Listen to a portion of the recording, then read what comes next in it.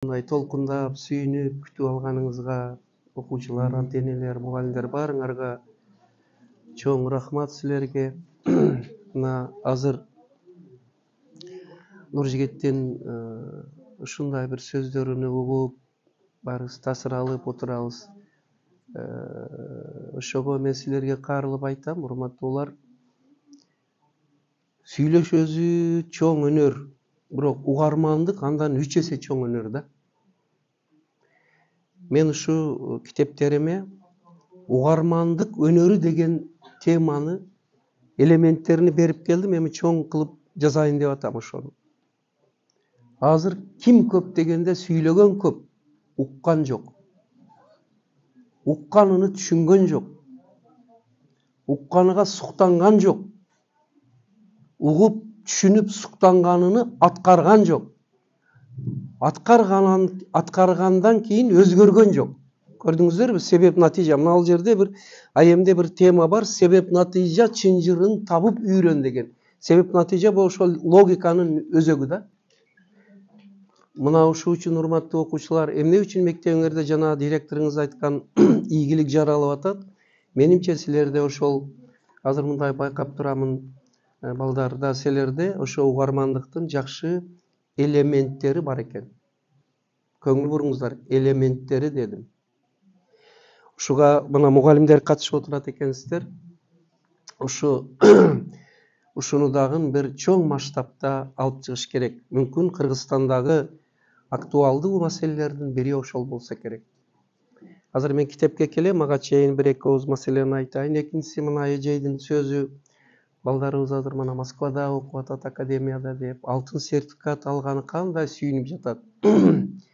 Бул өзү мугалимдер үчүн, ата-энеңер үчүн чоң сыймык. Бирок мен силерге айтам, жана чоң залда дагы айттым, азыр энди мындай астыны чызып туруп дагы айтайын дейм. Олимпиада, ОРТ алтын тамга алган жакшы, бирок урматтуу окуучулар, алтын адам деген тамганы алалычы, инсан дегенди. Азыр чет өлкөдө окуп келген окумуштуулар да, бизнес школалар да, аны жетектегендер да, аны иштегендер да толуп кетти. Инсан болгон жок. Ошол жакта окуп келгениге, бир ошондой ишти баштап койгонуга, галстукту тагып алып, көз айнекти тагып алып, кыйынсынып, башкалардын бардыгына ак булуттун үстүнөн тиктеп, мага окшоп качан гана ошондой жактан окуп келсең, анан адам болосуң, калганың баарың али өскүлө дегенде мынауынан сак болгула. Мына жерде мен сүрөттөрү турат. Ошо биздин дагы силерге окшоп кичине мектебибизден азыр 75 бала Америка, Германия, Японияда окуп атат. Мына азыр мына балакана, мына бир туруп коюңуз. Рахмат. Алишер деген балам менен Дубайда бирге окуп иштеп келиптир. Разы болуп айтып атат. Алишерден менин эң жакшылыкты көргөнүм, барганымда күтүп алды, сыйлады, колудан китепти түшүрбөдү, оозудан элди, жерди түшүрбөдү деп атат. Мына бул бала менен азыр мен сүйлөшүп отурсам, чет өлкө жакшы экен, бирок эмнегедир жериң тартат экен дейт. Анан мындай маңайыны көрсөңөр, адамга адамча тиктеп, адамга жабыс болуп турат. Ушуга баргыла балдар. Кудай али силерди жеткирет, бийик-бийиктикке жетесиңер. Бирок внимание. Отура бериңиз. Жетсе да башың булутка, калганы улагалачы. Жетсе да башың булутка, жерде экениңди унутпадан илгери, эл жериңди унутпа. Жетсе да башың булутка, жолдошуңду унутпа. Жетсе да башың булутка, устазыңды унутпа. Жетсе да башың булутка, ата-энеңди унутпа. Жетсе да башың булутка, эл журтуңду унутпа. Жетсе да башың булутка, кыргыз экениңди унутпа. Гыйба, чекирейбе. Илгериде 10 жыл, 15 жыл, 20 жыл, Америкада окуптур, Германияда окуптур, мынауну бүттүр, инновационный технология, IT технология, бизнес школ, азыр толуп атат андайлар. Азыр эмне дефицит? Адамдык дефицит. Акырында мына Нуржигиттин балдарынын көптөгөн дагы иштери, биздин мына 7 Дубандагы энелер мектеп айым группасынын өтө чоң ишинин натыйжасында азыр китеп окуу деле Кудайга шүгүр жанданды, башталды. Бая кыз севине 40 китеп дегенди уккансыңар да, мына ошону баштаган, мына азыр мына отурат шагирттер. Бирок мен барган сайын башка нерсени сезип атам, адамдыкка кайталы. Мынандай бир клич эмес го, кайрылуу менен айттым эле, интернетке берип жүгөрүшүптүр. Ааламдашуу заманына, адамдашуу заманını блок коёю, каршы коёлу деп. Маани бериңиздер. Ааламдашууга, IT технология болууга, инновационный технология болуу заманына эми адамдашууду койбосок, биз ошол IT технологияны, инновационный технологияны азыр бизге ал кызмат кылып турса, бир кооптонуу бар. Биз ошонун кызматында калабыз. И азыр уже кейбир адамдарда адамдык деген сапат, адамга мамиле кылыш, мекенчилдик, өзүбүздөн чыкканды колдоюк, көңүл бурайык, адам менен мамиле кылайык дегенин ордуга уже ана ошол робототехника, интеллектуал бая искусственный интеллекттердин мындай жыты келе баштады да, бир кыл адамдардын алдыга барсаң. Супсак. Колуда кармаганы телефон, же бир жакшы эме, ошону менен гана жүрөт. Мындай что-то человеческое вообще отсутствует. Кимге керек андай адам? Жерди, цивилизацияны, адамзатты кооптонууга алып бара турган ошолор. Ошол үчүн мүмкүн бул сөздү күткөн эместирсиңер. Мен чоң, Кудайга шүгүр, мен деле дүйнөнүн ошо балдарым, окуучуларым айылдан барып окуганынын бир гана бир бөлүгүнү, Нуржигит көрүп келген, Зарина көрүп келген чет өлкөлөрдүн бир гана бөлүгүнү көрдүм. Бирок мен ошолордон келип, Кыргызстанга келип, 7 дубанды айланып, эң жакшы адамдарды көрдүм. Мына Манас агангарга окшогон.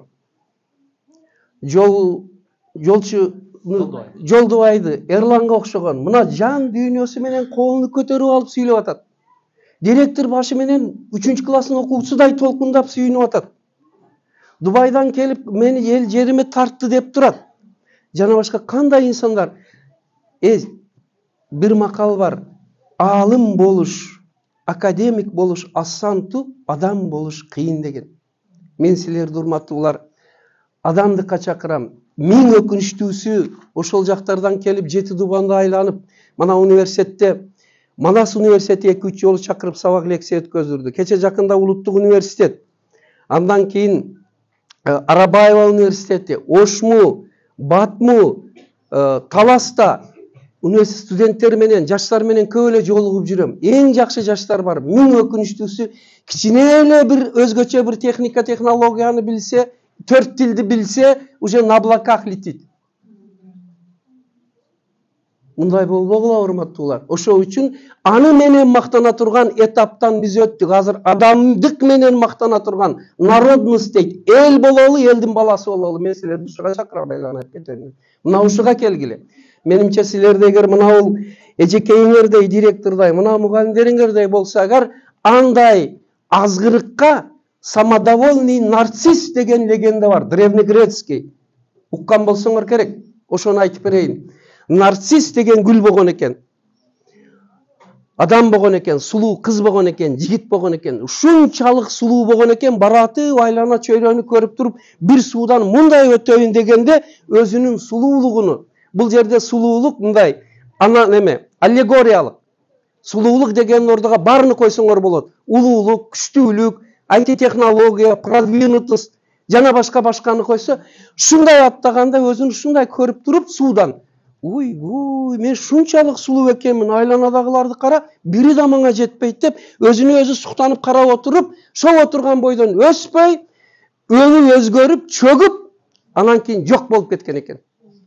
Бул деген эмне? Ошо самодовольный нарцисс дегендей, өзүгө өзү, өзүнүн ийгилиги, атак даңкыга, окуп келген окушуга, билген тилиге, билген өнөрүгө, атак даңкы, сулуулугу, күчтүүлүгү, мына бул мээсинин күчтүү иштегендиги менен убара болуп калган адам ошол жерде өсүүнү, адамдыкты жоготуп коет экен. Түшүнүп атасыңарбы мени? Же мен башка жакка кетип калдым, Нуржигит?